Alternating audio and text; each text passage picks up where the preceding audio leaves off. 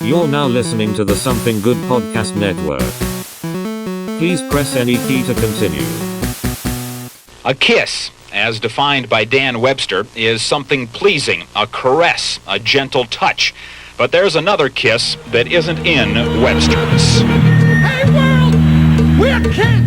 Some critics say they don't make music, they just make noise. Yeah, Kiss sucks! Kiss implies the extreme in the theatrics on stage, utilizing fire and smoke and bizarre costumes, and the ever-consistent, constant concealment of their true identities. Speaking of which, Kiss is going to have its own comic book soon. Take Kiss with you. It's fun. Show your friends and be the first. Now. Oh my God, no time to turn! And welcome again to No Time to Turn, a Kiss Nerd podcast. Nerds. As always, I'm Russ. Hey, Russ. Hey, Russ. And hi, guys. Hi, guys. I'm with Cap and Alex from the Something Good Network. Hi, how Cap? How Alex? How Cap? How you? How does Alex? Alex does tired. I think we're all pretty tired today for some reason. We are traveling through the history of Kiss. You know, Album by album, year by year, blah, blah, phase blah. by phase. We aren't experts. We do not claim to be, but, you know, we like talking about this stuff because we're nerds. Yeah. Been doing it for about a year now, right? Yes. Yeah, I think over a year now. Mm-hmm. We didn't have any kind of anniversary, so, you know, we're not to be one to toot my own horn, but toot. We did it. Toot. No. Now we're coming into an era where I'm starting to become aware of Kiss. Oh, yeah. In my lifetime. Mm-hmm. You know, before we've been covering a lot of stuff, you know, that happened like either, you know, before my lifetime or as I'm being born and not being aware of such things. Yeah, but now they're on my radar. Goddamn little whippersnappers. Well, we're going to look at the reunion of 1996, the reunion of the original band today. Mm-hmm. And the reunion tour. We are coming out of we just finished doing the last episode was Carnival of Souls, which has not been released at this point. No, but in timeline that was when it was recorded. They have, for public perception, the last thing Kiss has really come off of is the Unplugged album, which we've also done an episode on, which, of course, they bring back Ace and Peter for a couple of songs to close the set out with. Mm-hmm. That, of course, immediately lights the, not a spark, a bonfire. Yeah. It definitely sparks the fuse. Because, let's face it, what is Kiss? Kiss... And we've talked about this. Kiss as the makeup incarnation of Kiss, capital K-I-S-S, versus the non-makeup era of Kiss, which is capital K with lowercase I-S-S. But it's really, still Kiss, but and the best analogy I can come up with is it's as if Superman decided to become Clark Kent all the fucking time. That's what it is. I mean, yeah, he might have all the same powers or whatever, but who the fuck wants to see, look up in the sky? It's a bird, it's a plane, it's Clark Kent. That was the Lois and Clark years of Kiss. And that's what Kiss is, because they had been Superman. And they had been it's not even the same thing. And I've talked about, go ahead. I was going to say, it's the comic book kind of, larger than life, cartoon thing that, it stuck with people over the years. And that's why Kiss doesn't contextualize itself very well against other bands, even of that era of the 70s. Kiss, and I've said this before, exists in their own self-contained context. They are only seemingly able to start grasping this in this era, but I don't think they've ever fully grasped it. I wouldn't say. You can't compare Kiss to Aerosmith. No. You can't compare Kiss to Led Zeppelin or and the thing is like Kiss in the 70s existed as an entity unto themselves, and the world reacted to them. Kiss after the 70s, the post-makeup era, Kiss no longer were that entity that the world reacted to. Kiss was reacting to the world. Right. And they've been very forward on, where they once led, they now followed. We've talked about how they, everything that came down the pike, they wanted to be what did Bon Jovi do? Exactly. In the 80s, and now in the 90s, we got up to this Carnival of Souls. What they're trying to be Alice in Chains. They're following formulas that have been established for other groups. Whereas in the 70s, they just did what they did. Exactly. And I wasn't even going to bring this up because it just would not have fit, part of the episode, but it actually now works on something you're saying, which is in preparation for this reunion episode, one of the main key things that's really interesting to watch is, of course, the USS Intrepid footage, which we'll get to that in the timeline, but just in the process of doing that, I also just started going back and rewatching old press conferences for like other albums because I was like, oh, this was something I actually didn't do when we were doing our research in the different eras. And through that, just watching different press conferences and interviews, because Kiss was always in their own bubble and always in their own lane, throughout the 70s, they never really got asked questions about their contemporaries, but throughout the 80s, they did start getting asked about that. Paul would dodge questions about any other bands. He would always give his non-answers when it came to any other bands. Yet, when you look at the internal, they're focusing so hard on it. But in the public, they acted very much like, oh, I don't know what they're doing. Oh, who are they? They would give very much answers like that. So, yeah, just another interesting part I've noticed, that they were so encapsulated in their own bubble, they still wanted to project the image that they weren't paying attention to what was around them. For the 80s, they tried to, they had gotten so programmed in the 70s to having established and preserved that mystique that once they came out of it, they seemed to always want to continue to preserve this, which was now completely non-existent mystique. It's like now everybody knows wrestling's fake. Yeah, and that's, that's all part of the, it's all a part of kind of what gets the sheen that gets lost. It's like once you know how the magician does his trick, yeah, exactly, it's not as fun as it was. There's no mystery. It's just like, yeah, whatever, that kind of deal. But people are excited about having that band that did that. Well, here they are. They're going to try to put the toothpaste back into the tube, and they're going to pull it off, surprisingly. At this point, and I think I mentioned this in a previous episode, Ace and Peter are both being managed by a guy named George Suet, who was the road manager during the Unmasked, maybe the Dynasty tour as well, I believe. And this is who, Gene and Paul have to go through to negotiate deals with Ace and Peter. And there's not a lot of information that I can find about this. They speak poorly of George Suet, and I think, they describe him as difficult to work with, but that could also mean he was shrewd and smart. Right. And apparently Gene was the one making all of those phone calls, according to both Gene and Paul in their books. Yeah, it seems like George wasn't that much of a problem right now at the beginning of the tour. It wasn't until the second leg of the reunion tour kicked off that he really started becoming a thorn in their side, primarily thinking he had Gene and Paul over a barrel financial-wise. Because we'll get to it, but midway through the tour is when Ace and Peter really started making some hemming and hawing over how much they were being paid.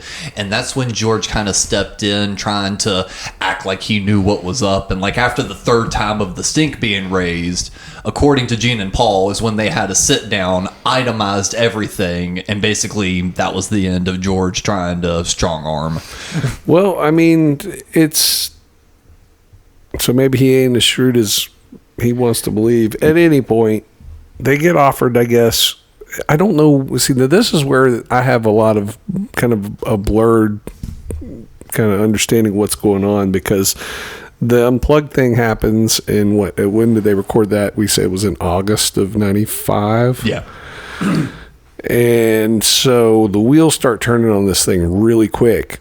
But again, like we mentioned in the previous episode, they go Kiss, Gene and Paul's, the duo, as I like to say, the duo. They take Eric and Bruce and go into the studio to cut Carnival of Souls.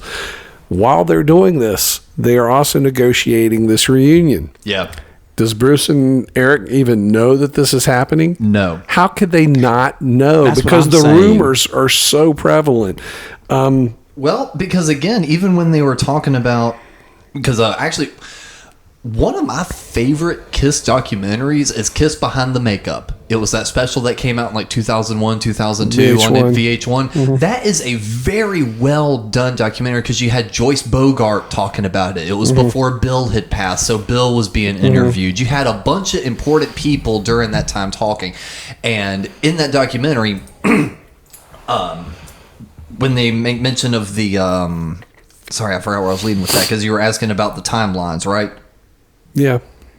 Forgot where I was leading with that because in that documentary, Eric had said in his part of the interview, he's like, we thought, we were just getting asked about a powwow session for the next, like, the release of Carnival of Souls. Like, we didn't think we were getting pulled in to be like, hey, you're going to be part of the payroll for the next year, but you're not going to be touring with us. Well, all of this is going on in the fall of 95.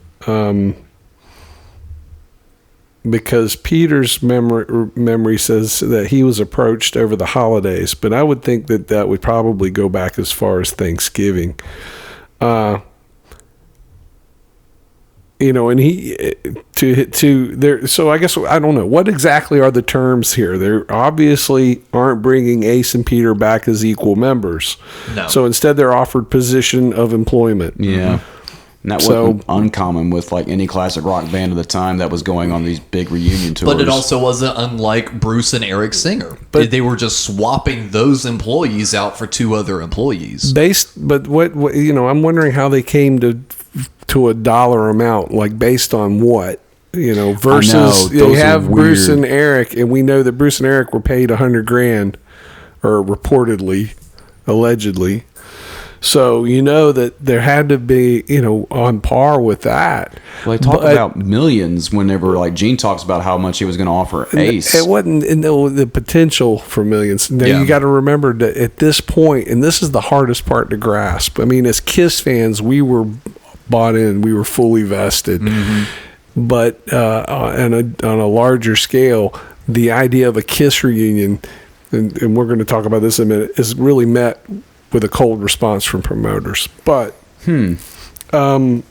well, Kiss has very little faith in it even being a success at this themselves. point. That's why they're not. That's why they're continuing to work with Bruce and Eric to record this other album. And I'm sure they have to book all these places like well in advance if they're even going to do it. Because honestly, I think they're looking at this as a one tour done, and at that point, we're going to jump back and do the stuff we were doing. So, what are Ace and Peter exactly offered? Because out of the gate, Peter initially declines.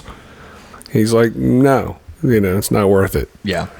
So, and then he thinks about it again, and then probably just the realization of, hey, you know what? I'm not going to have to play clubs. Yeah. I mean, you hear him talk both about of that. Them, his book too about he hated playing clubs.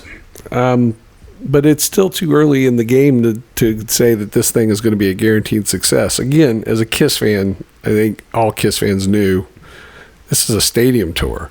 Yeah.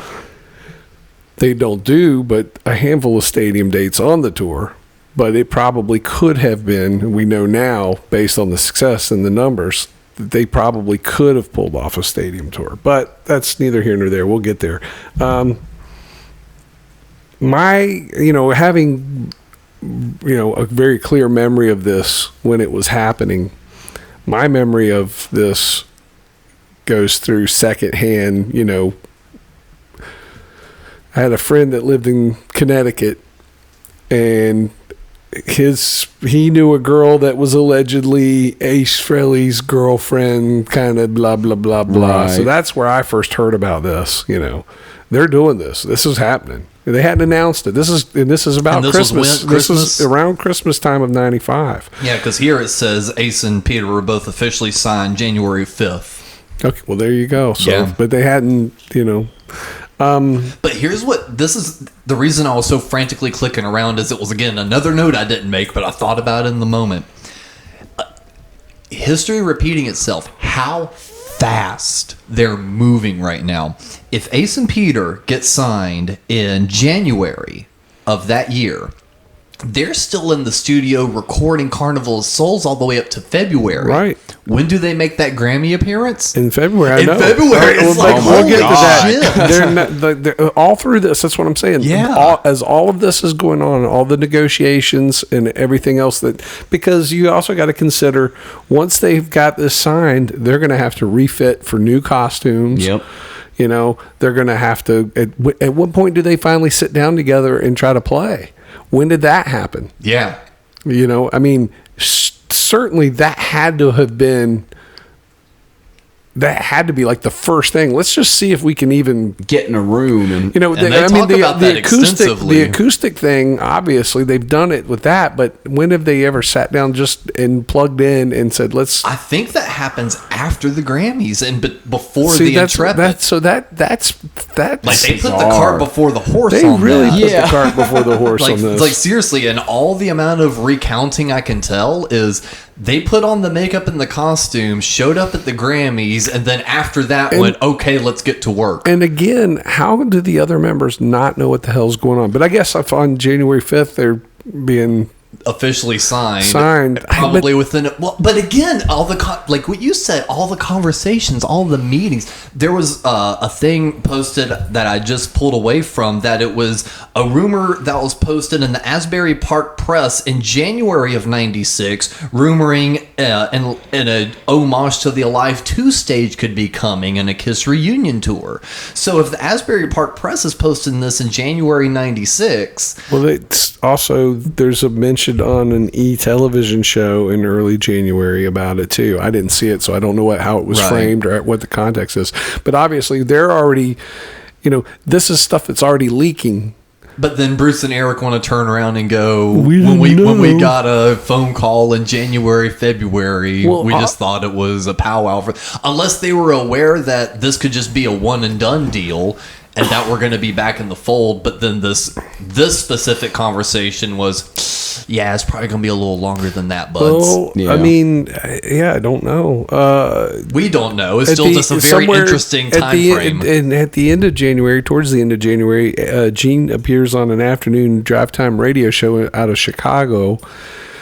And, you know, they needle him. And he heavily teases the reunion without explicitly stating it. Mm-hmm. Never say never and shit like that. So the first public acknowledgement of the reunion happens with the surprise appearance of the original four in full costume at the 1996 Grammy Awards. Yep. February 28th. They're introduced by Tupac, and they're wearing newly made versions of the 77, 78 Love Gun costumes. Still some of my favorite costumes. I mean, that's the original era, you know, rather. So they know right where to start. You know, they know this is what people are going to want. Yep. You know, they're not going to come out in, you know, the earlier versions of their costuming and stuff. And right.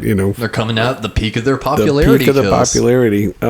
They are not announced as Kiss by Tupac. Mm-hmm. Tupac just said, "These are my homies." They don't have to be, because everyone already knows who the fuck this is. Yes. And if they had come out without makeup with Bruce and Eric, they would have to be introduced as, and this is Gene, Paul. You know, they would have to be identified as Kiss.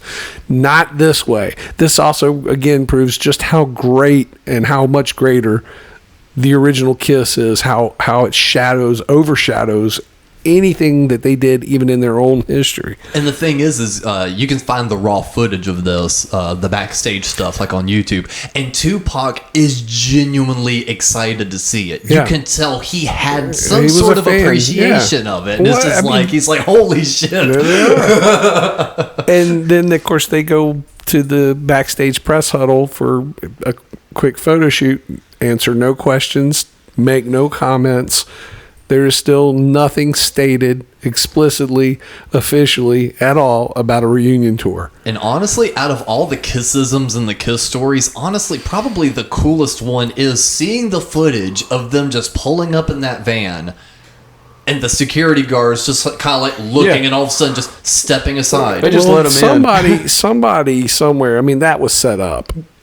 Was it fully though? Because I would also imagine I'm sure it was kind of kept on the D-low, but it was still set up. I mean, in a way of like, there's going to be people showing up. You're going to recognize who they are. Let them in. Kind of thing. Maybe, I don't know, but I mean, obviously, there's a rock band that's coming by here soon. You what can't band is just it? You'll assume. know. Yeah, but you can't just. I mean, at that point, you can't just assume security would go, "Oh, there they are." It could have been anybody, somebody. But you did see a lot of people backstage. You know what? All of a sudden being like, "Oh shit!" I meant to write that down. I actually saw a name that was tied to this, and it was, I guess, one of the producers of the Grammy program. But here's what's not mentioned: promoters are cold to the idea of a reunion. The last several non-makeup Kiss tours had been essentially death marches for promoters. Yep. We've talked about this. I mean, the last show, flicking pics and it going past the last row of the Revenge tour was in Phoenix, Arizona, to 3,000 people. Yeah, I mean, it was abysmal. Kiss were going back to the clubs, and they were doing everything in their power not to. And this was the ace card.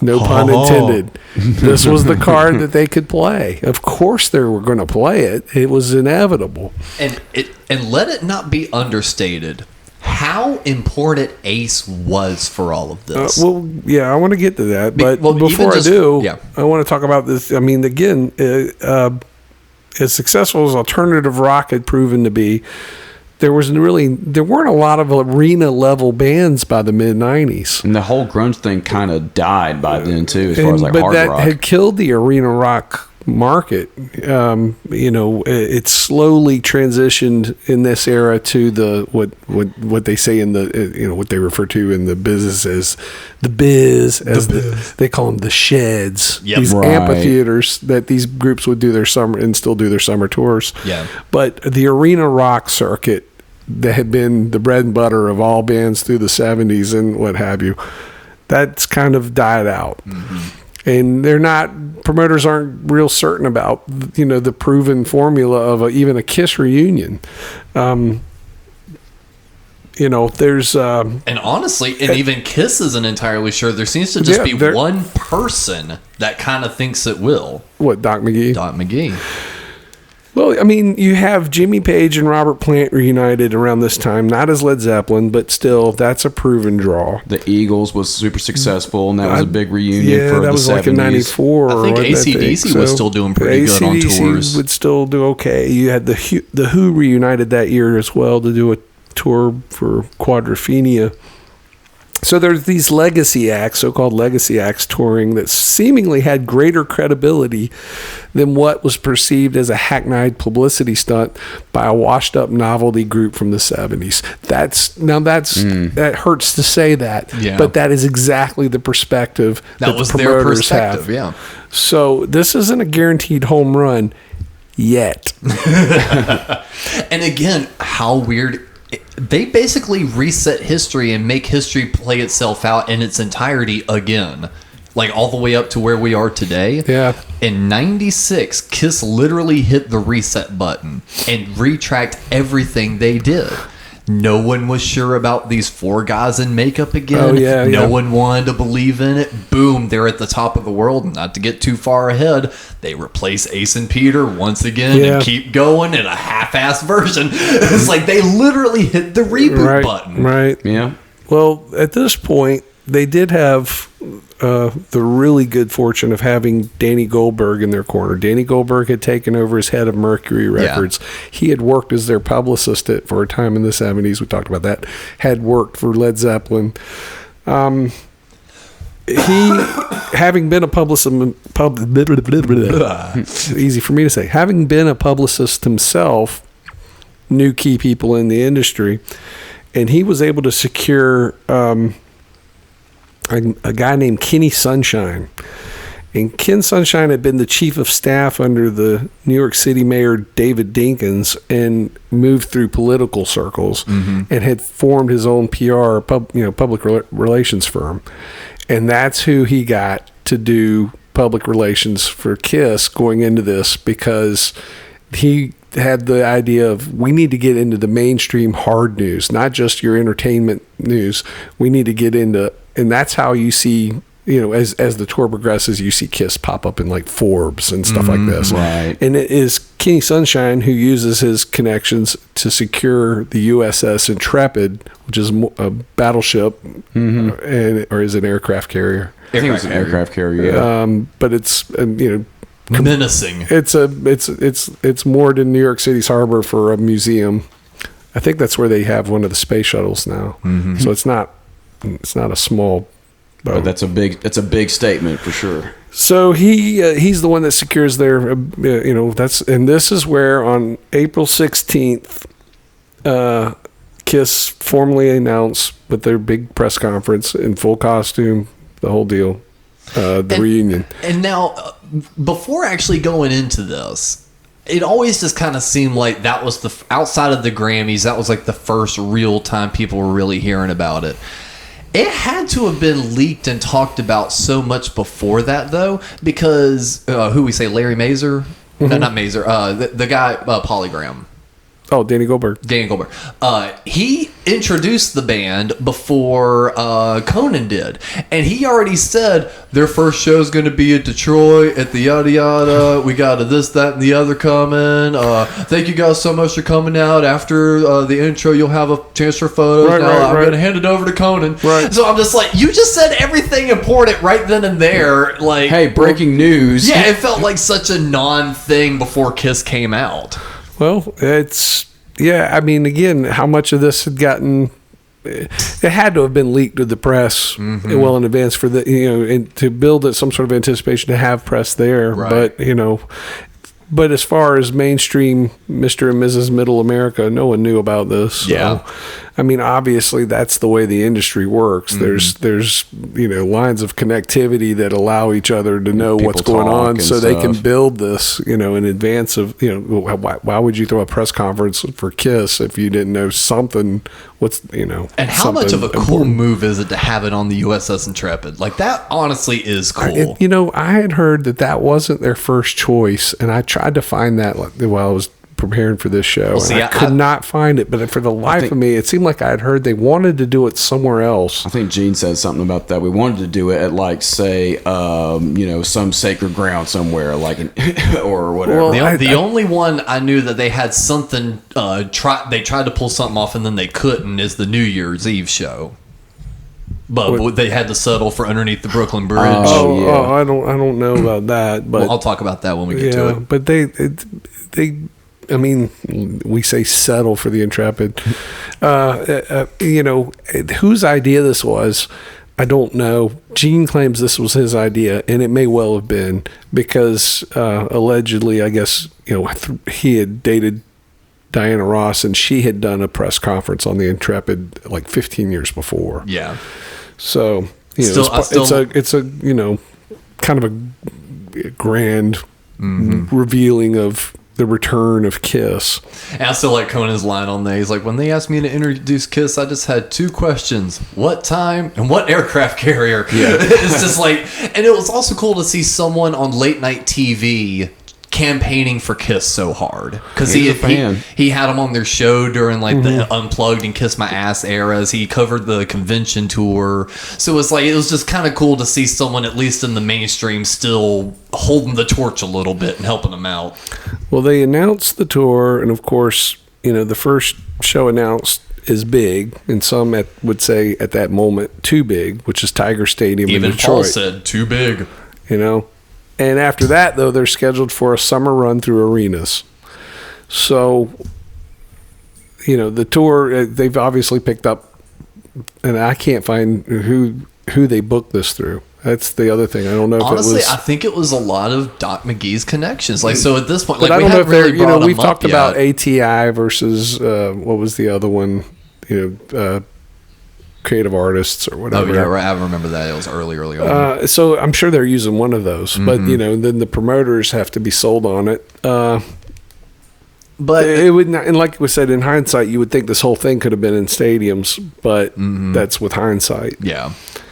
Yeah, and during this time, of course, is the whole stories about Ace and Peter having to get retrained to do their parts again. But what I find interesting is as the years have gone on, like when you watch the Second Coming VHS tape that came out around this time period, maybe near the end of this. It was after. Yeah, right before Psycho. Yeah. But when you watch some of those clips, you hear them really talking about, we really had to sit down with Ace and, teach him, his solos again and this, that, and the other. When you hear them tell the stories now, it's, Ace had a little bit of polishing up to do. Peter, though, like, it seems like they were just going on, just saying, like, Peter just did not get it. And, like, Paul's recollection is that when Tommy had his turn with Peter after he had his time with Ace, he called him up and was like, Paul, I don't know how you're going to do this. And Paul said he just kind of laughed thinking he was kidding. He's like, no, I'm being serious. Like, I don't know how you're going to pull this tour off. Well, that's why I wondered at what point it's like they've jumped way ahead of themselves without testing. Can they even pull off a show? Yeah, it turns out Peter's joints are hurting anytime he plays a kid. Well, too. Allegedly, there's something big that happens on that tour. I've got a lot of notes on that. Okay, well we'll get there. But the tickets are put on sale for this, and like Tiger Stadium sells out in 47 minutes. Yeah, 40,000 seats. That's giant. Yeah, that's enormous. That's giant. Chicago and Cleveland sell out in under 10 minutes. Madison Square Garden sells 5 consecutive nights in a single day. All sold out. Where we've talked about on previous episodes when we kind of go through tour dates, we talk about the attendance figures on some of them, how abysmal they were. Mm-hmm. This is going to be kind of the same on this, but in reverse. Yeah, almost all of them are sold out days. Virtually every show sells out, and the ones that don't are not. I mean, they're very close. Literally, in some cases, they only miss by hundreds of seats. You know how things get warped and changed a little bit in history and shuffled around. I wonder if that's when Bruce and Eric got the call. Yeah. After seeing all these sold out dates, they were just like, all right, we got to call them. Yeah, because they're like, we can't go back to that. Yeah. I don't. That may well be exactly what happened. I didn't think of that till just now. But I don't know. They start to rehearse. There's video footage of that. Mm-hmm. You talked about how there was concern about Peter. They have also, and Paul writes in his book about this, that Peter really dived in and worked his ass off. Yeah, Peter was a complete different person. MVP of the tour. But, it's obvious when they hit stage, he's missing a few steps. Yeah, we could talk about that. That you can overanalyze and and it's all fair. The criticism of their musical ability. I was going to say, if we were poking at the '80s, we have to poke when this happened. But before we get to that, let's just look at what they've got going on. They're rehearsing. They're allegedly working out. Blah blah blah. Mm-hmm. Whatever. I mean, the hype is part of the hype. Who knows? We know now Ace wasn't sober. The deal was he was contractually obligated to remain sober. Blah blah blah. Whatever. Right. But it's like literally on some of these dates, you see a straw poking out of the motherfucker's costume. Seriously, I found it when I was just going through and just kind of like getting myself entranced in the reunion era with different videos. I ran across one. I wish I had hit favorite on the date, but there was an encore in which motherfuckers playing rock and roll all night, and you see this white straw poking up from the V in his costume, and I'm like, really? Well, I mean, Ace is Ace. He's got his own ideas and approach to rock and roll that are entirely antithetical to everything that Gene and Paul believe. Yeah, I gotta have my drink on me. And the stories that happen on the road too are just as wild with the hotel rooms. Well, I mean, that's Ace. He's kind of his own eccentricity, and it's like, they can't say they didn't know what they were going to get into here. But what I was saying earlier about how important Ace is to this entire picture. Any time it was mentioned about the Kiss reunion and they'd bring up Ace, the crowd would go nuts. Well, they couldn't have done it without Ace. Ace. So it's like, it's not to be understated how important it was that not only Peter was back, but Ace they was could have back done the in tour the without Peter. Unfortunately. The sad truth is, I mean, we talked about in '89 and they were, a rumor afloat that they were going to try to do a reunion, but they were going to retain Eric Carr as the Fox persona. Right. They may not have been true, but that was the rumor of the time. And usually where there's smoke, I mean, even if it was just a passing kind of thought, there was at least a lit match at one point if there's smoke. Right. But they can't do the tour without Ace, and Ace knows it, and he's pulling all kinds of dumb shit. That's why he's like, pay me. I mean, he pulls disappearing acts. It's they're doing their full dress rehearsal in Kobo. And, he's missing flights in. They're like, are you in on this or what's going on? I think it's all power play shit. That's all it is. And it's also kind of childish, though. Ace missed his flight again and blah, blah, blah, blah. It is childish. Yeah. But it's passive aggressive behavior to show each other, who's got control. This is classic rock 101. Every band ever has these kinds of problems.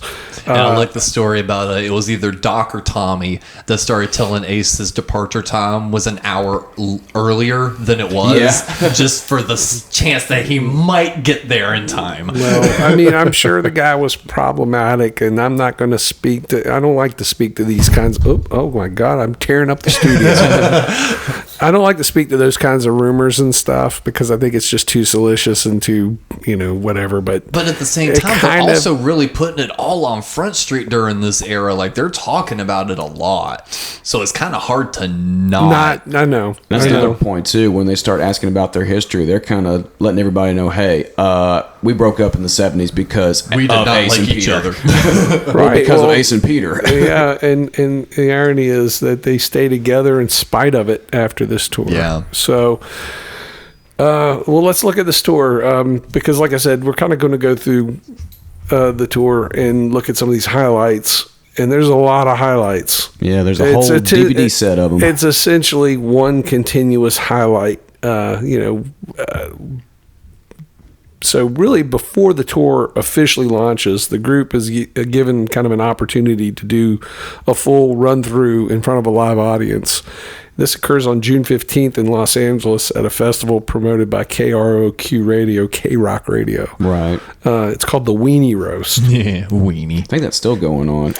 A lot of alternative stations. Like at this point, radio stations are being bought out by corporate entities like Clear Channel, part of the Clinton administration, and they just so it's like a kind of a branding. They did the local alternative station here in our town had a Weenie Roast every summer through the 90s. I have no idea who thought that was a cool name for a festival. I know, that's why I was just like, Weenie. Kiss are, they're positioned headlining on this thing over the Red Hot Chili Peppers, No Doubt, Korn, Everclear Garbage, and several other just big names in the 90s. 311. Just 1996. But their set is marred with technical problems and at least one major musical blunder when Ace completely forgets Love Gun. And it's embarrassing to watch that because it looks so amateurish and they look like kids up on stage like, I don't know what I'm doing. Yeah, the new guy in the band didn't practice. And it's worse because they're in their full gear, Yeah. So it's... And a very short set, too. It wasn't about the length of the set. It was really just to give everything a run through. And of course, they catch the stage on fire, literally. Ace blows the cue in Love Gun. They really don't play very well. Now, what I'm curious, though, is did this take the air out of the idea of the first show being at Tiger Stadium? Because that was supposed to be like the triumphant return of the original four. I'm sure there was probably somebody that felt a little ripped off by that. But, I mean, you understand the necessity of it.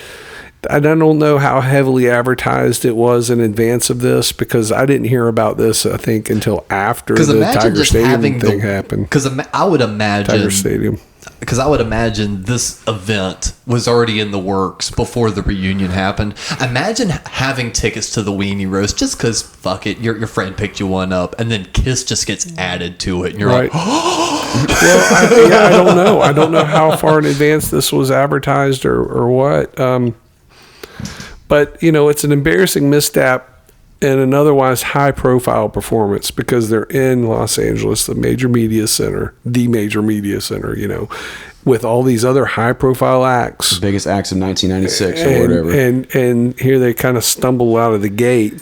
You want to hear a review from the Los Angeles Times? Sure, go for it. And it's not the way you'd think it'd go. Like, because like we just said that Peter was having problems, Ace was having problems.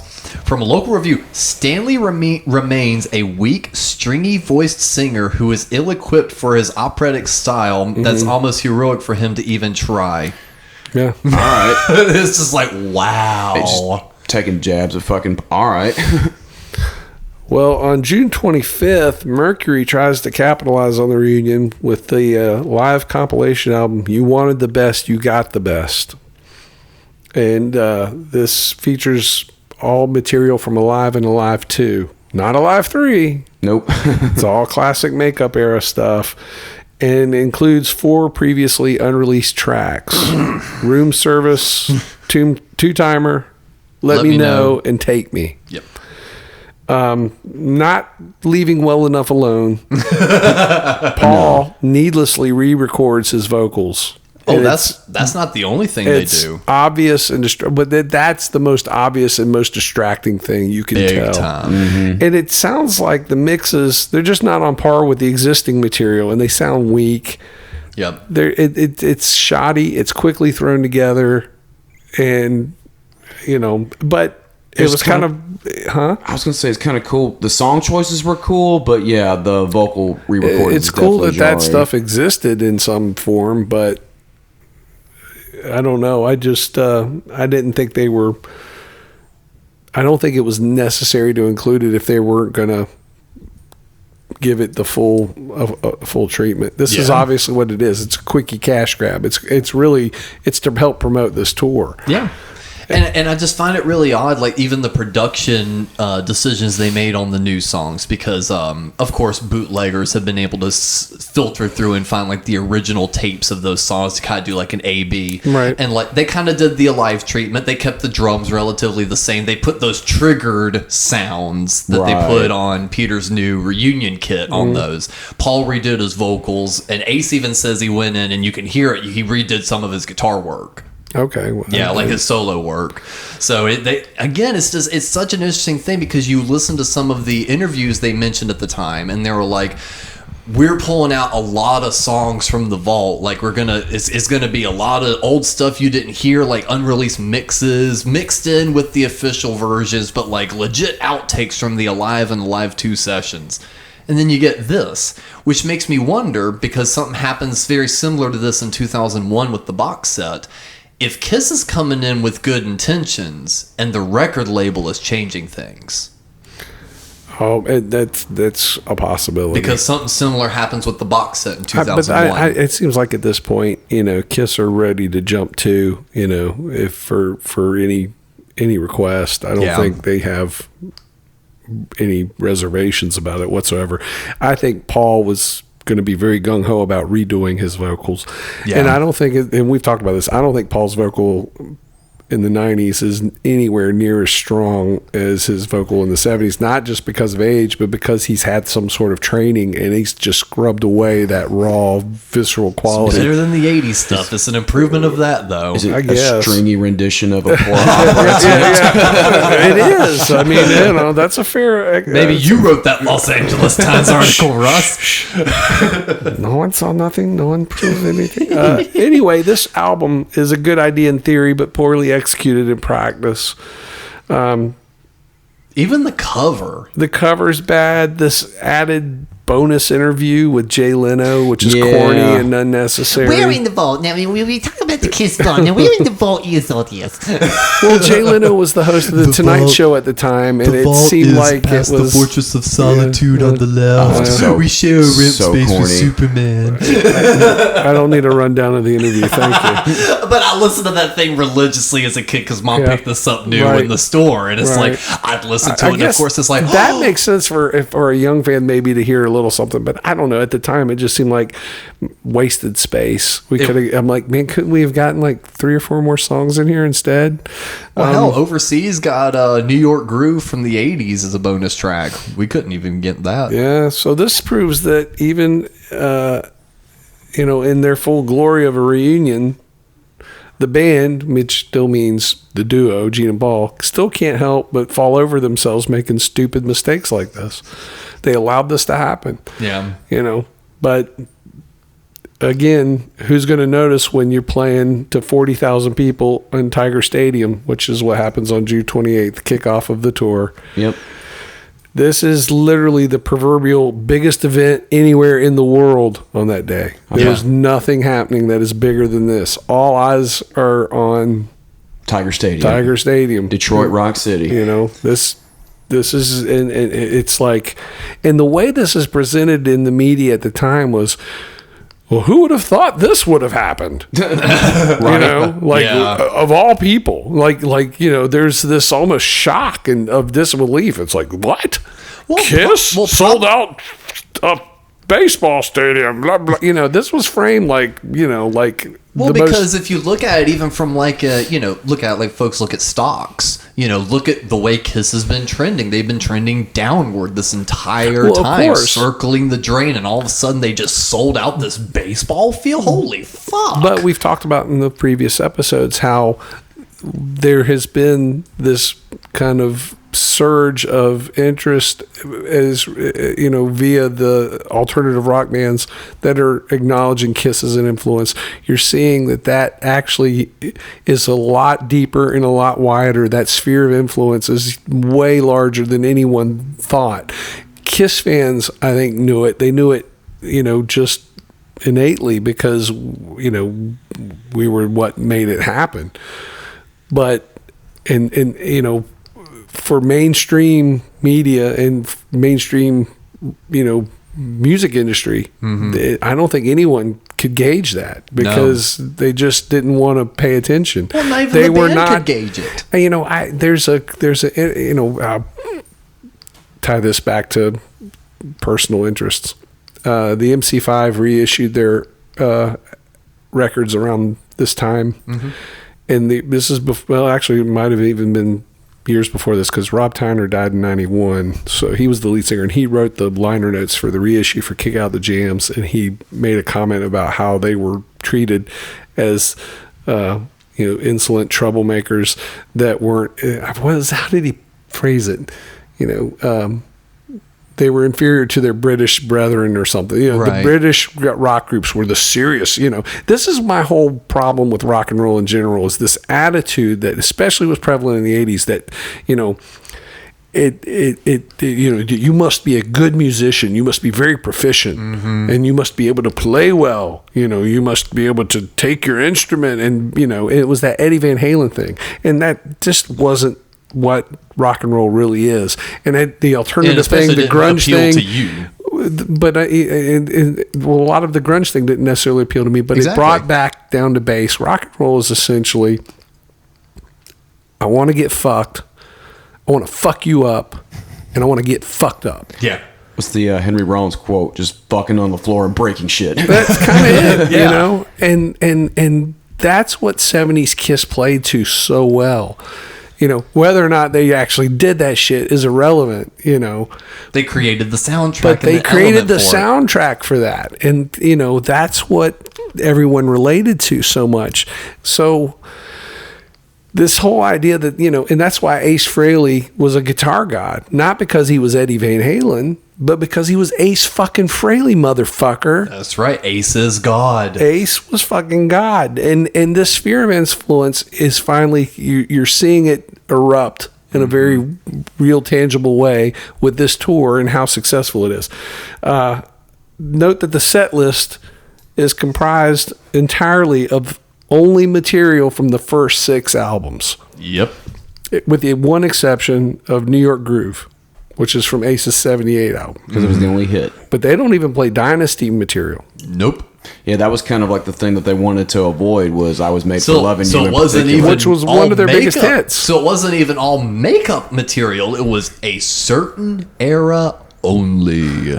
Well, it's all makeup material, but yeah. Well, I was just saying they weren't even willing to reach for all of the makeup era. Yeah. It was specific. Yeah, it was just makeup those era. first 6 albums. And, and like we were just going to say, the way they're playing, it's clunky. It doesn't sound connected. It doesn't sound tight. It takes a few months for it to gel. And I don't, but even just the way they have their equipment dialed in doesn't sound good. Those Randall amps, or did they not get that to I don't know what they're playing. Either way, they're using it's in the mid 90s. But different. it seems like, it just, but what overpowers that is the idea of what it is that you're seeing, because it's tapped into that nostalgia base as well, because it's people my age who were in their mid, who in the late 70s were like, in their tweener years, 8 to 14, and now we're in our, mid 20s, mid 30s.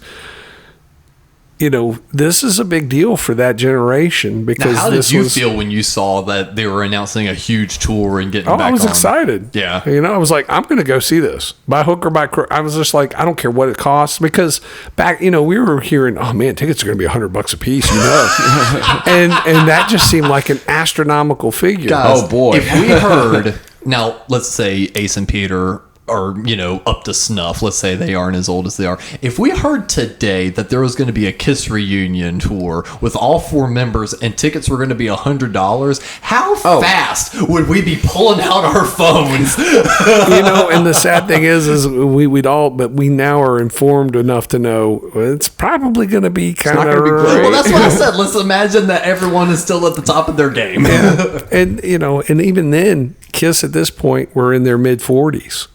There was that perception even during the Revenge tour of like, oh, the old guys are back up doing their thing again.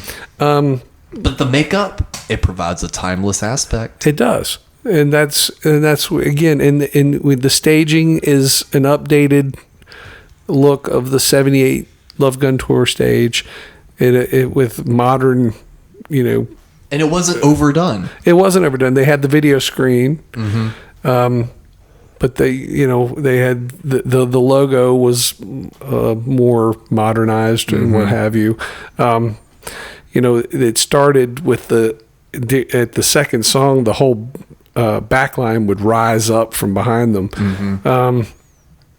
It was really well done. It was very well executed, and it's really cool to watch. It was super exciting. And actually, before we move fully on that Tiger Stadium show, again, technical difficulties. I feel so bad for the band. This was completely out of their control. This was someone in tech. Midway through, I think Deuce it is, the firehouse siren starts going off for like the rest of the song. No. It's Deuce, or one of the early songs in that Tiger Stadium set that like they're just playing. All of a sudden you just hear, it's like, oh no.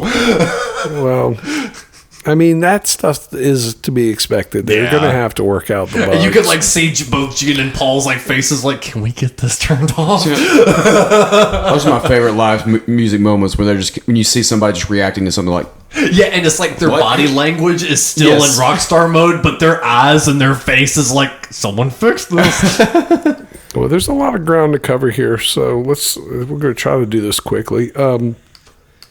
July 3rd, Kansas City, Missouri, opening act Alice in Chains, which is ironic. They opened the first several shows. I was about to ask, they get a lot younger, but this more show contemporary acts. On July 3rd in Kansas City proves to be their final show ever.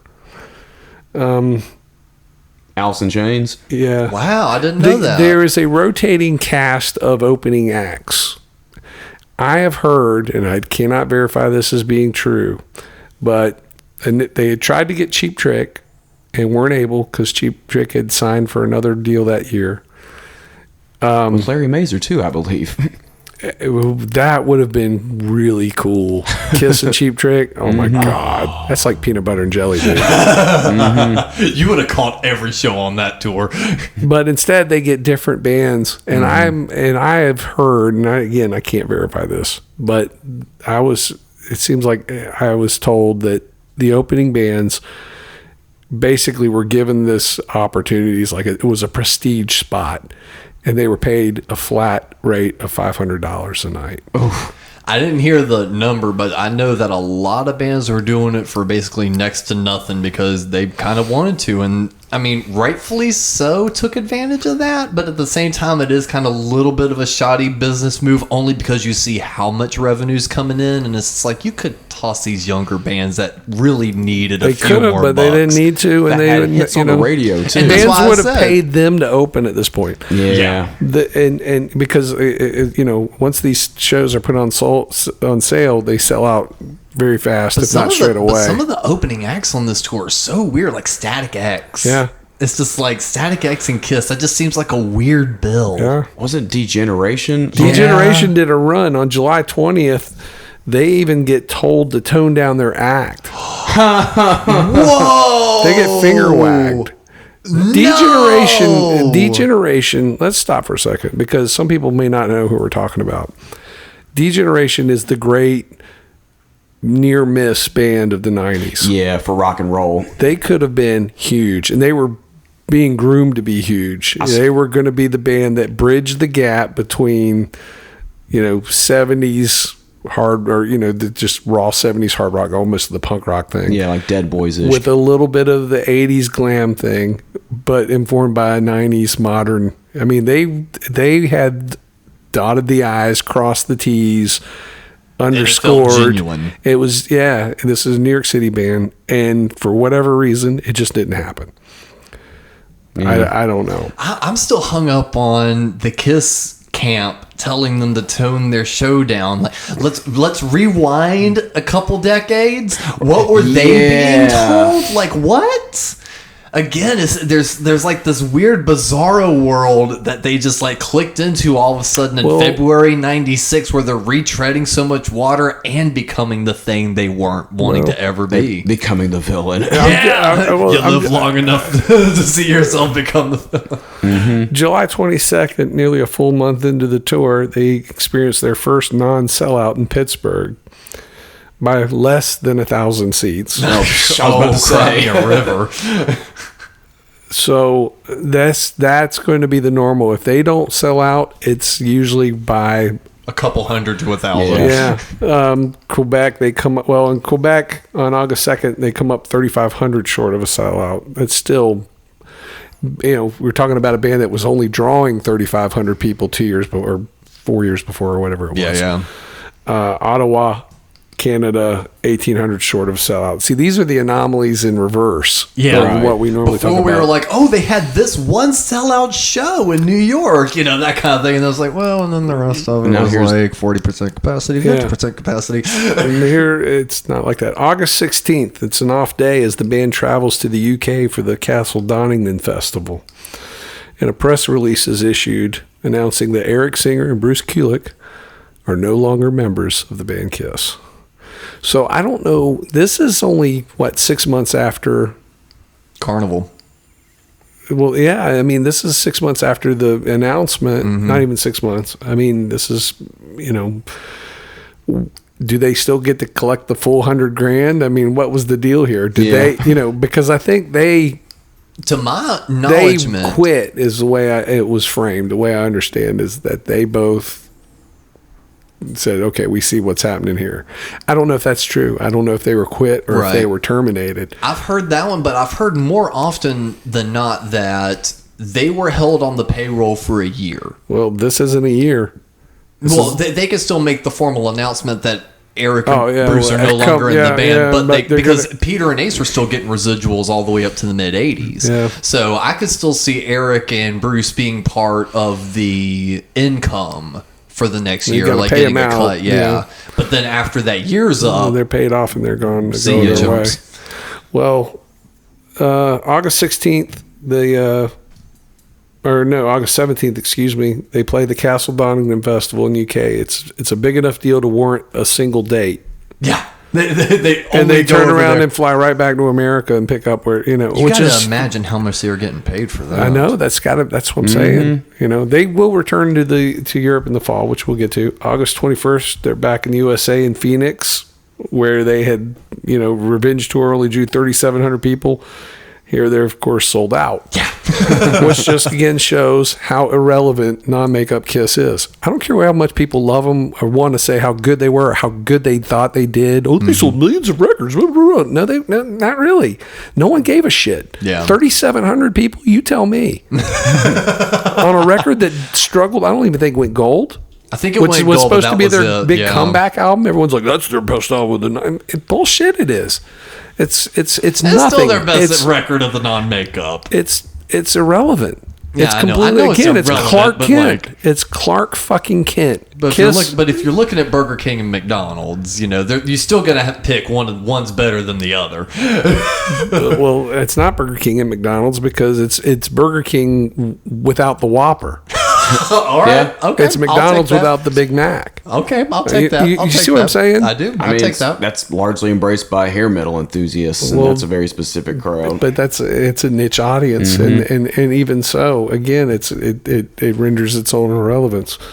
Let's see, what do we got here? We got August 30th in Portland. They missed being sold out by 629 seats. You know that it's like, okay, I know they just got off a tour where they were just fingers crossing they reached over the 50% capacity for some of the shows. I wonder if they're ever just sitting in the back room and seeing like tickets sold, minus 600 before it's a sellout, and they're just like, motherfuck. Like, I wonder if that's like a son of a, could we not find 600 more people? Well, I mean, at that point, it's easier just to say you're sold out. Yeah. Oh yeah. And probably did say that, in to their, for that matter, management probably told them, oh yeah, we're sold out. Yeah. Regardless. It rounds out. It rounds out. It really does, because Tacoma, you're 1,200 shy of a sellout. Seattle, you're 822. I mean, these are places that are holding 20,000 people. I mean, Boise, Idaho on September 4th was canceled so the band could play the MTV Music Awards, which of course famously they did, performing under the Brooklyn Bridge. Did a short set. The song Rock and Roll All Night, I think, is the only thing that plays on MTV. Yeah. And even Dennis Miller's introduction of them is very kind of like, I can't believe this, but here it is. Yeah. And they don't get it. They just don't get it. They don't want to accept that this is a phenomenon that has happened, and it happens outside the constructs of the media, in music media, which is very much a heavily constructed, heavily. A lot of gatekeepers. Yeah, I mean, they a lot of stuff doesn't happen by design. By the mid-'90s, things are kind of happening outside of the box. The Nirvana thing exploded organically. They didn't see that coming. Mm-hmm. But they're trying to figure out ways to manipulate that. That's what the industry does. They manipulate things. This is not a manipulated thing. This was completely organic. They thought, again, like I said, the promoters were called to this at the outset, and here it's an unqualified success. And the reason I said it felt like it took them a few months to really start gelling, this is one of my favorite reunion footage clips. Yeah. I think they are on fire for this short set. Yeah, this, like, Deuce, yeah. Holy, Peter is, like, props to Peter. Like, I get it. He is the oldest member of the group. It has one of the more physical elements of a band being a drummer. It's rough on him. I get it. So props to him for absolutely killing that set. Mm-hmm. His roles were on point. Deuce was just on fire, and you can tell the band was having fun when they were playing New York Groove. Paul was legit smiling and like jumping around the stage. Like you've seen Paul put on his fake smile. He was eating this up. The band was enjoying themselves. I at want to least get that to that. night. Save that point because I'll get to it again here in another 2 shows here. Yeah. I want to. But again, favorite show. I love it. The biggest anomaly of the entire tour happens on the second night of a 2-night stand at McNichols Arena in Denver, Colorado, where they come up 6,600 seats short. But it's a combined 2-day total audience of 21,000 people. I was about to ask. Yeah. So it's still a solid success for both the band and the promoter. Yeah, but a 40% capacity is like, but that's the only one that's really that far off. September 13th, you get Tupelo, Mississippi, you have the shades of 80s satanic panic when religious groups protest the show. And of course, the band embraces it wholeheartedly. They're like, they love it's 82 again! That's, that kind of press, they live for that shit. They're sitting in their hotel rooms being like, oh, yes. You can't pay for that kind of. You can't pay for that kind of publicity. And of course, sticking his head out the window, giving them the demon eyes and the tongue, be like, "Yeah, keep it up." I'll swallow your soul. I'll swallow your soul. Yeah, he's like egging it on. and of course, Tupelo, it's sold out show anyhow, so it only helps. Oh yeah, September 27th, Charlotte, North Carolina. This was my chance to finally see the original Kiss. And I didn't know how far I wanted to go into this because, I mean, we kind of got limited time here. I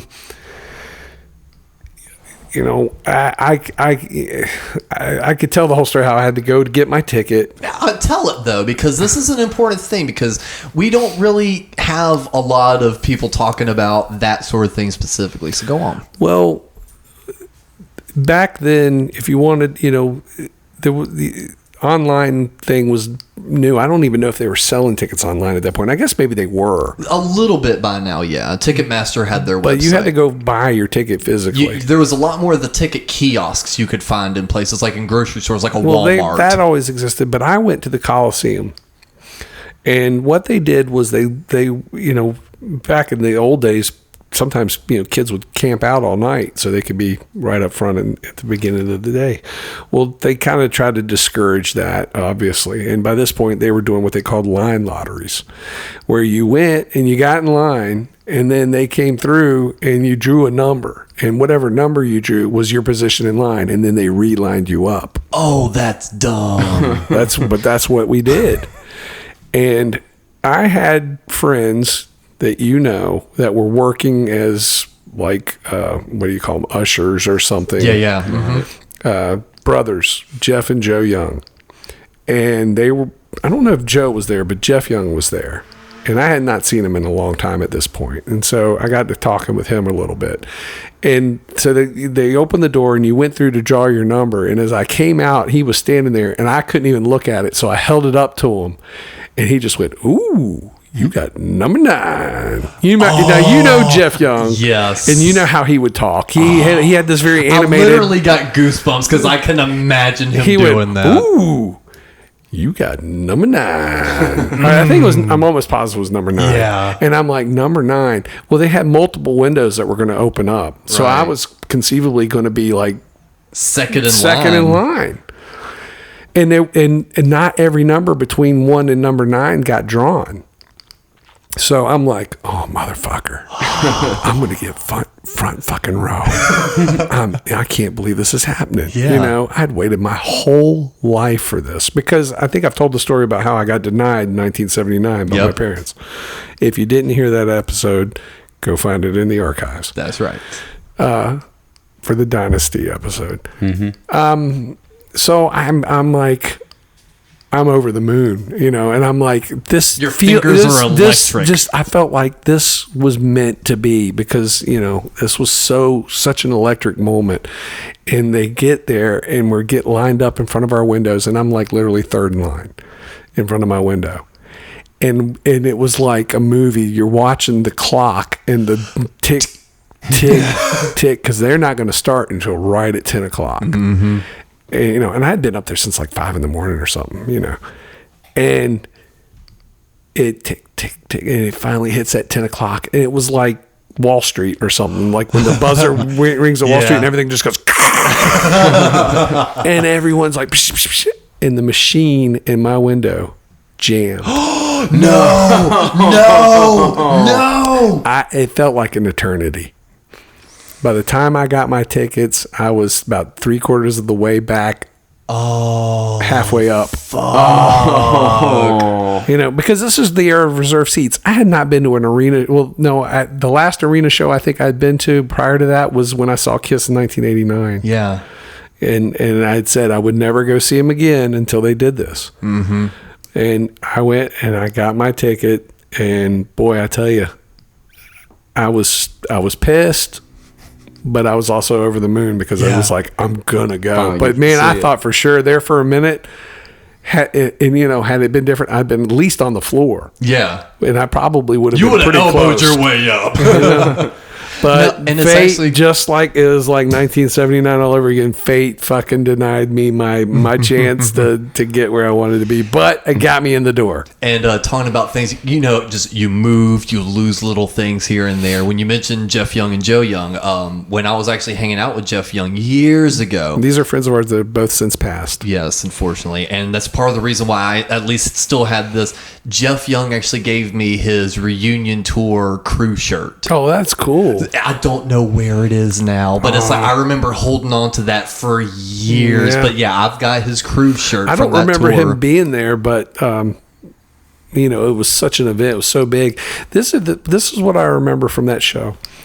You talk about them looking like they're genuinely happy to be together. That was evident in the show that I went to. This must have been a good little spurt. You then. could see, in times when and I don't think the stage ever went fully black, but in dim spots, you could see them talking to each other, and high five. Like I remember Gene and Ace high fiving, which I thought was a weird thing, but it was. You could tell they were having fun.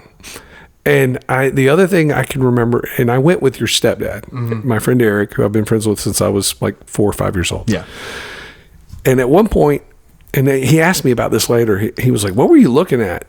During Rock and Roll All Night, I turned and I was trying to drink in the entire thing. And I looked back up over my shoulder to the rear of the arena. Yeah.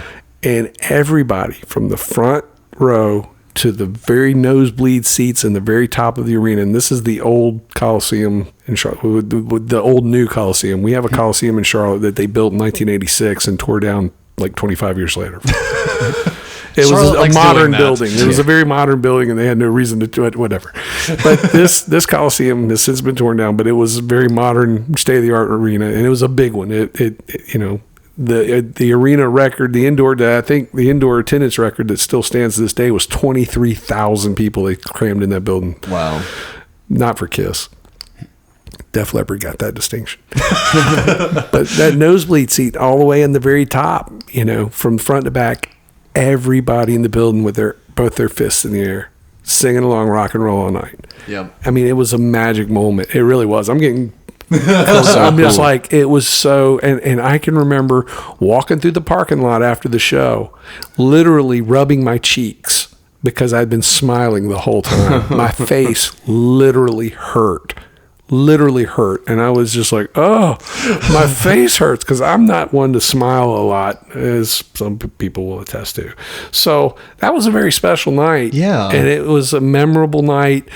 And, I've had friends that have kind of downed on it, going, well, me didn't play that good or whatever. Man, it was awesome. It was so great. It was so great to see something that meant so much to me throughout my life, to be able to finally go and tangibly now there it is, and it was almost like too much to absorb. Like when that curtain dropped and there they are, And you're Deuce just is like in your face. That's them. That's not the non-makeup Kiss that I saw. That didn't have that same resonance. There's the alive record is happening in front of me. Exactly. So anyway, and that's why I wanted you to take the time and share that, because that's an awesome story. it was. Man, I'm telling you, it was such a great moment. But no, I really do think it's because I was going to ask that specifically. If you caught the vibe that it seemed like they were having a good time, this just must have been one of the eras in which Ace was a little bit more straightened up and Peter was on his MVP behavior. I think they had really started to gel by that point. And that was another point I wanted to make. By this point in the tour, because it seemed like it was thrown together so haphazardly on the front end, like we said, we put the cart before the horse kind of thing. By this point in the tour, it had gelled. Yeah, that chemistry, I think, was always sort of an undeniable thing. They just had to find it again, and it took a minute to find it. Yeah. But I think chemistry, but they had to tighten and refine it. They also had to tighten and refine it. I think the chemistry is what carried it initially, but by this point, we're seeing some of their probably the strongest shows they would do before or since with that lineup. Atlanta, October 1st, they do a 2-night stand at the Omni, which was professionally taped by another company to be broadcast in Japan. I don't know, or maybe it was their own. Nocturne was the company that was doing the video feed for the arenas. Every one of these shows were archived on video, but they weren't filmed for there's not wide shots of the stage and stuff. It was filmed for the video screen to be projected behind it. So there's a lot of close-up shots. You don't get a lot of wide shots. That's why the videos that exist don't have a lot of wide open angles of the stage. This was filmed with that in mind. It was filmed to get a lot of the staging and what have you, because it was for broadcast on, I guess, network TV in Japan. Yeah, and another interesting note on this is while being filmed for the broadcast in Japan, the audience was asked to make a lot of noise while Paul referred to the audience as Tokyo several times throughout the show. Oh, I didn't know that. Yeah, that's what it says. I do know that they used part of this would be used for the New York Dick Clark's New Year's Rockin' Eve at the end of the year. That was it was recorded that night. Mm-hmm. November 10th in Dallas, the final show of the first leg, and it's just under 500 it's just 500 shy of a sellout, so it's essentially a sellout. Yeah. If there were any doubts, the reunited band really proved how overpowering and how commanding their own legacy was, and ultimately still is. And not only to pop culture in general, but really to the point over their own non-makeup past. They were never going to go back at this point. They could not go back. No. Which is why we get, the imposter kiss now. Which, I mean, I'm not crumbing on those guys for doing that, but I'm crumbing on Gene and Paul for letting it happen. The tour goes to Europe starting November 20th in Birmingham and winding up on December 21st in Dortmund, Germany. These are 18 European shows, and it's more successful than any of their other previous tours, including their makeup era runs over there. Wow. This is virtually every one of the shows have sold out, and it's, again, the ones that aren't are just shy. And who's their opener on this run? It's still different bands. Yeah, they're really checkerboarding it. They close out the year with 4 shows in the Northeast when they return. Worcester, Massachusetts. It's Boston, essentially. Boston. On December 28th, 29th, they're in Uniondale, New York. On the 30th, Hartford, Connecticut. And on the 31st, across the river from New York in East Rutherford, New Jersey. It's literally across the river. There's a lot of East Coast. Sold out shows. January of 97, the band returns to Japan. 6 dates. Yes. Somebody crumbed. I played in a band. And some of our listeners know this. And somebody crumbed on us we went to Japan and we played 3 dates.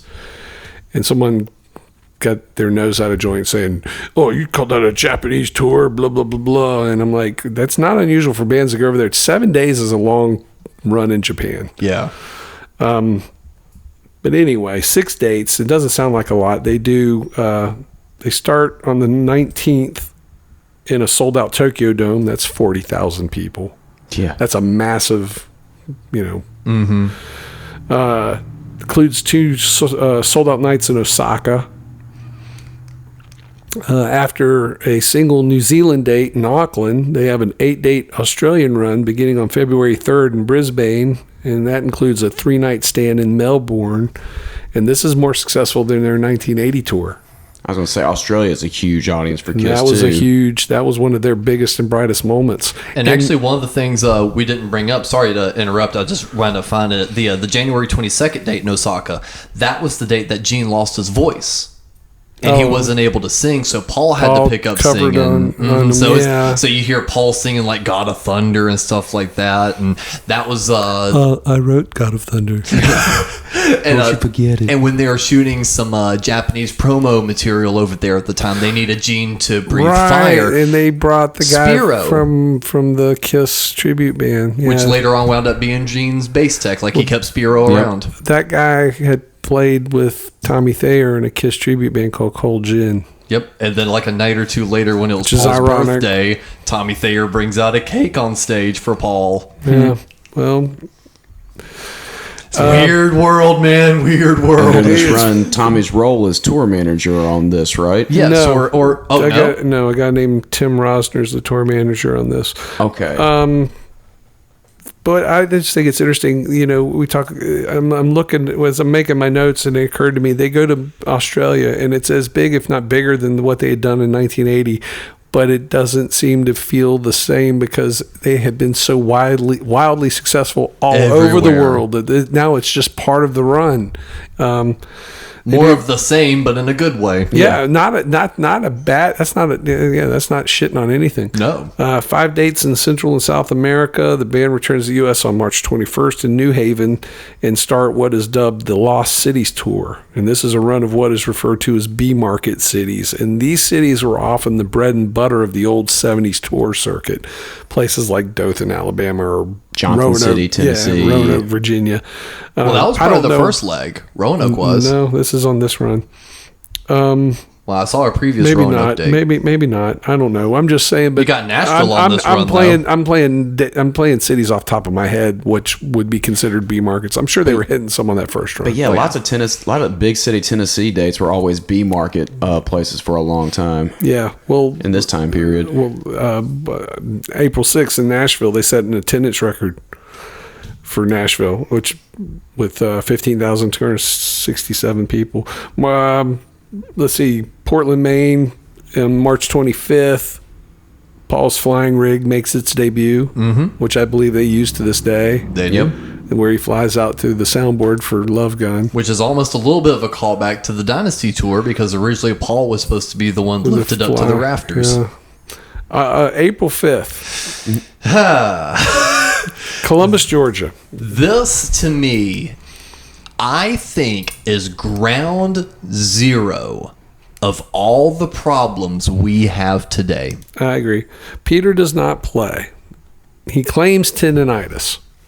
May or may not be true. It is disputed because it's also argued that he was starting to want to renegotiate his deal within the band and thinking he could use his absence as a leverage. He sits out. I can't play. I'm in pain, and we're going to have to cancel.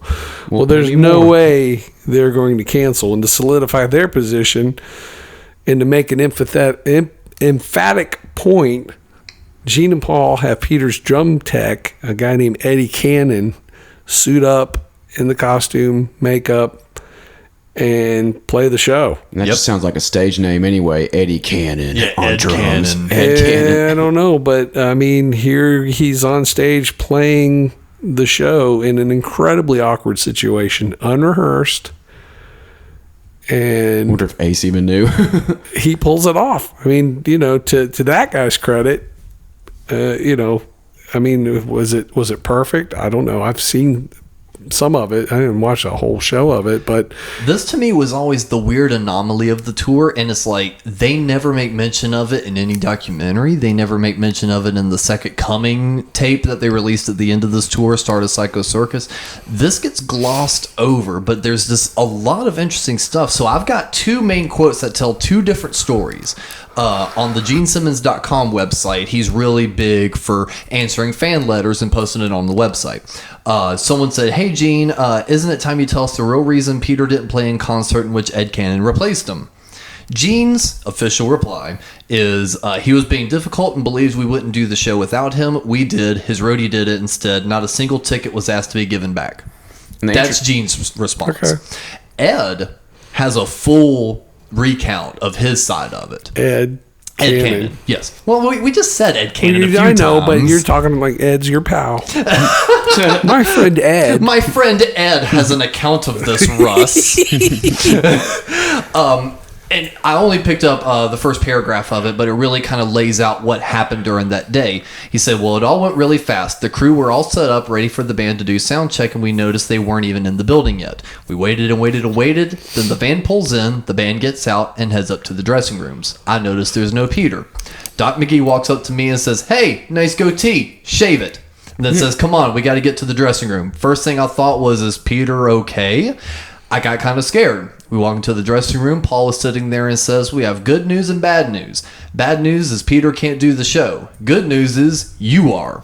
I remember at that moment I could have freaked out and possibly ruined the whole thing, or I did, but I didn't even think about it, and we just did it. I chose the latter. I said okay, thought about the beginnings and endings of the songs, and it seemed to be okay with everything. I shaved, started getting into costume. I remember Ace being really pissed off about it, but he ended up playing anyway.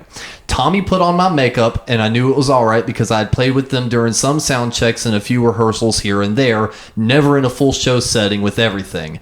Gene was nervous. I could see it on his face. I was trying to crack jokes with him to lighten the mood, but Paul seemed confident, or at least did a good job at acting like he was. Everyone was in good spirits, so we hit the stage. Well, that's both of those are accurate. Yeah, I think I don't doubt for a second. Was Peter probably hurting through this period? Probably so. Yeah, because we've even got footage of him taking care of it. But could he have played? Yeah. So I think the idea of him renegotiating or wanting to, I think though, had it been Ace that pulled the same thing, wouldn't have been. They would have canceled. Yeah. At this point, maybe because they pull that bluff on him in a couple years when Tommy gets suited up. Because Ace tries pulling that move of not showing up, and the's that story of he shows up last minute and Tommy's already backstage ready. What would have happened had Peter walked? Do you not think they would have had? Do you not think they would have flown Eric Singer in straight away? Oh, absolutely. That's what they did a few years later. Well, don't they introduce Eddie Cannon on stage too? Yeah, they introduce him. They don't try to make it seem like it. But you know what? I almost am willing to bet if this happened in the 70s, they wouldn't have said shit.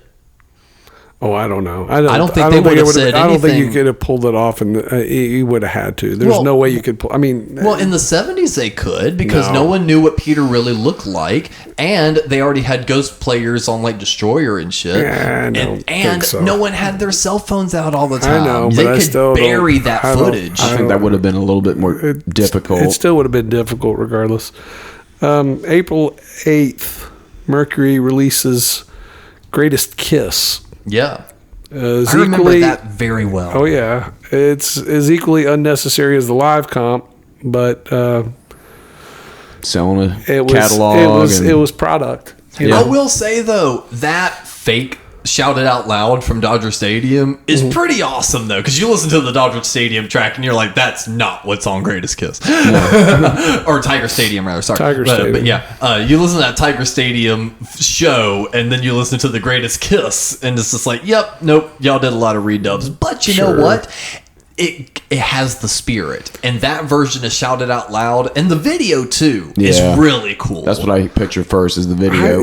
I always thought that video was actually kind of.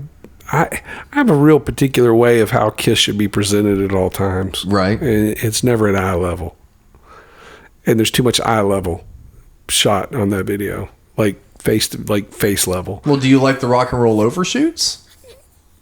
Because a lot of that was eye level. Some of that's eye level, but I think Kiss should always either be shot. I think for them, if I were doing it, if I were in charge, everything would be from above or below, looking up, to give them a sense of presence. Yeah, because they are not Aerosmith, because they are not any other 70s hard rock act. And to agree with on that point, there's a clip in that music video where it's the three of them kind of scrunched up in the front of the stage. Ace is in the center playing a solo. Gene and Paul are scrunched up to him, but that's shot from below on that fisheye lens, and it is such a cool shot. That's what I picture Kiss as, that angle. Well, they're a larger than life band, and because you're getting those boots too. Well, on the day that Kiss or Greatest Kiss is released, I think it's interesting just for me that Kiss is playing a sold-out date in their old Midwest stronghold of Evansville, Indiana. It's just neat to me. Yeah. This leg of the tour ends in Vancouver. There were 3 additional dates scheduled for Yakima, Washington, San Francisco, and Reno, Nevada that were canceled because they needed greater time to get their entire production back to Europe, which begins on May 16th I've got this can't be right. Nuremberg. Yep, that's not Nuremberg, is it? Yeah, it's Nuremberg, and you are in. Oh, Nuremberg. Okay, well, it's in Nuremberg, and then it continues for 23 dates, including a sold-out 2-night stand at the Olympic Stadium in Stockholm. 32,500 people a night. So that's what 70-some thousand. My math is bad. I can't even do easy math. Still, it's a big opening number. act on this is the Swedish band The Helicopters, who are themselves acolytes of Kiss and all things Detroit rock. Oh yeah. Now you want to talk about a show to transport to, because I'm a huge Helicopters fan. That would be the show. Holy shit! Well, the Helicopters are huge in Europe. Oh yeah, they've never made much dent in America for some odd reason. They're good. He's a diehard Kiss fan too, Nick Anderson. That guy was a drummer in a death metal band. Yeah. Discovered the Sonics Rendezvous band, which most people probably listening to this don't even know what the hell I'm talking about. Sonics Rendezvous band was Fred Sonic Smith, the guitar player from the MC5. And after the MC5, he started this band with, I think it's Scott Richardson. I might be having that wrong. My rock history is a little shy. That's very nuanced. The Sonics Rendezvous band is just a great, straightforward, hard rock, Detroit rock band. You know, the MC5 always gets lumped in with the punk rock thing. They were never a punk rock band. They were a hard rock band, much of the Midwest high energy style. I've always seen them as a hard rock band. They should have been huge. That's a band that got blacklisted and did a lot of stupid shit to get themselves in trouble. Exactly. That's a whole other podcast. That's a whole other thing. But, you know, it bleeds over. Their influence is so strong. You know, you got this band, The Helicopters, who, you know, once that guy heard that shit, he was like, I want to bring that style of music, you know, back to vogue. Big Detroit rock fan. Yeah, and I mean it's almost convoluted in the way he does it, but it's some of it's pretty strong, and that would have been an interesting show. And the things I dig about Helicopters too is on our personal time we've discussed like the revival of like the 60s and 70s music, and how you say sometimes it just feels like a costume or an outfit. The Helicopters feel like one of those few bands that's like, this is a genuine attempt. Yeah, I think so. A good pairing.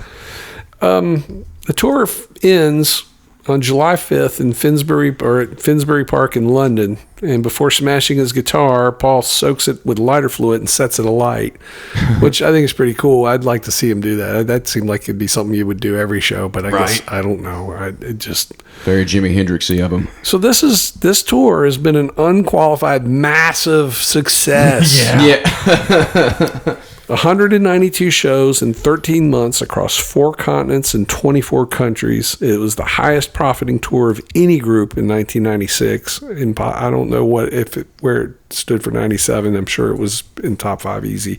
A lot shorter though in 97 though. But at this point, this band has been given that rarest of gifts. That second chance. The second chance. A happy ending. You're cemented in pop culture forever. And ability to walk away at the absolute peak of their success, bar none. This is bigger than even the 70s. But why would they walk away, Russ? Because they're stupid. Will they look at that and go, I mean, this is I mean, they can't not be aware that this is the perfect point to close the book and say, fuck you, we're Kiss. And no one would ever be able to dispute it. But of course they don't. And that is what we will explore in further detail on the next episode of No Time to Turn. With new music. Oh yeah, we'll finally have another album review. Do we get excited? I mean, if you're in 1996 and a new Kiss album is on the horizon, are you? We'll talk about that and a whole lot more on the next episode, and we'll see you next time on No Time to Turn. Thank you for listening. Please insert another coin by supporting the show for as little as $1 a month at patreon.com/somethinggoodnetwork.